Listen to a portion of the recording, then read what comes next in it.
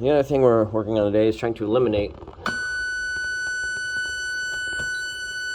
this purple back-fed voltage through this primary. That purple there is hooked up to this negative directly from the inductor there, so we're getting an intense spike of power back through the driver circuit. I mean, when working with snubbers and things like that, trying to eliminate it, we can reduce it. I think what we need to do is something like this, low side active clamping, or maybe an active clamp, to pull that power down and away so it's not back feeding into the positive. So with that said, we got a new setup here we're going to hook up and see if we can fix that. This is Stan's Revenge. Alright, I might have finally figured out our low side active clamping here. I've got a P-type Mosfet hooked up to the same signal as my N-type Mosfet that, you know, powers my primary coil. This guy, however, is connected to, we got a diode here, but more importantly, we have a couple capacitors hooked up to the negative end of our primary coil, and it basically absorbs that back feed of power, which I'm about to demonstrate here. Take a look here. We got 8 volts pushing into this thing here. This is without any clamping. This is no clamping whatsoever. So you see that purple there? That's all the noise and shite that we have backfeeding on the primary or the positive power input. We don't want that. That's going to blow up our MOSFET. That's going to prevent us from getting the results we want. Real quick now, consuming about 4.5 amps in this scenario. Alright, we're gonna hook up one of our capacitors because we're gonna hook up both our capacitors, but it's a combination of these two capacitors that filter out the frequencies they need. Hold on, that guy's plugged up. We're gonna turn this guy on. You can still see really noisy. Still really noisy. A lot of shit. Not what we want. Here we've got another one plugged up here. Power on. We are consuming 5.75 amps, so we do consume a little bit more power in this scenario. But we do see those are not flying off the chart anymore. We have this kind of crazy waveform going here. And I'm going to hook up both of them and show you what it does. Not forgetting to discharge my capacitors first. Yes, discharge. Alright, both those plugged in here. Back to our deal.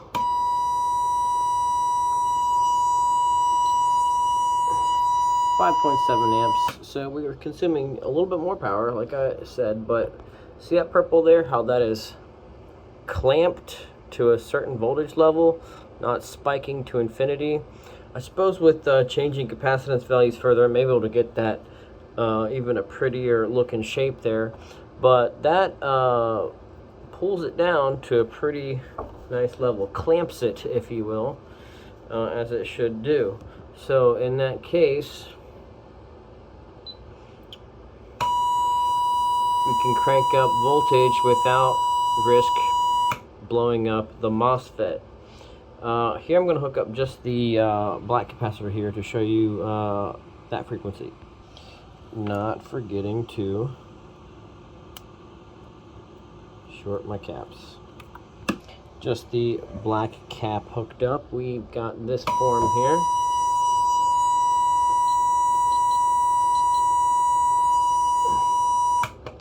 Which you can see kind of clamps it, but we still have that dirty noise, which, haha, that capacitor right there filters out. I'm going to hook them back up.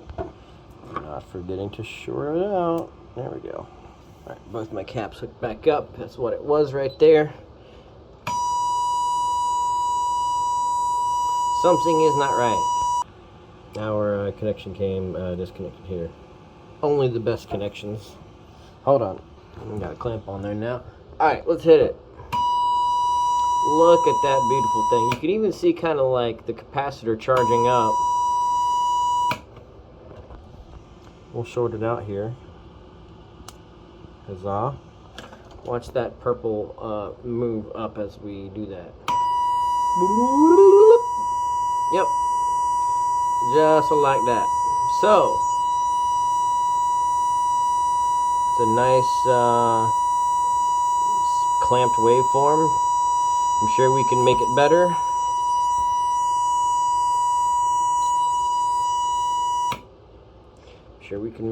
But we are understanding the concept of this thing here.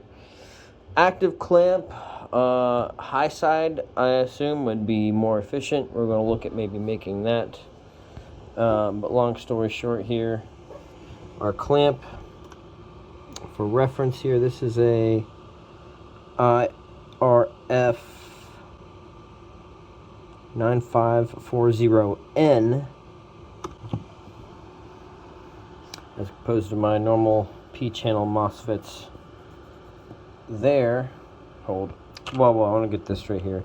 This is supposedly a P-channel Mosfet. The rest of these are an N-channel Mosfet. So I have these reversed, even though that says N. Is that a P? Do I have this reversed? Am I correct in my ways here? Only time will tell. Diode with current respective from that negative on the primary coil. We also, on the GD, on the drain, we have a diode there, current respective, going to the negative. And then we have this little resistor. I'm not sure if this is really doing much, but it's only a, I think it was a 10 ohm resistor, I'm not sure. Not very many ohms, but that's with that shared gate connection. I just have it separated by a resistor. The two values here are, and one's 16 volt, the orange one there's 100 volt. But let me short these guys out here. I feel safer. Okay. 16 volt, and the orange one's 100 volts. This one's a 470 microfarad, and this one here is, hold, 47 and 63. 47 and 63.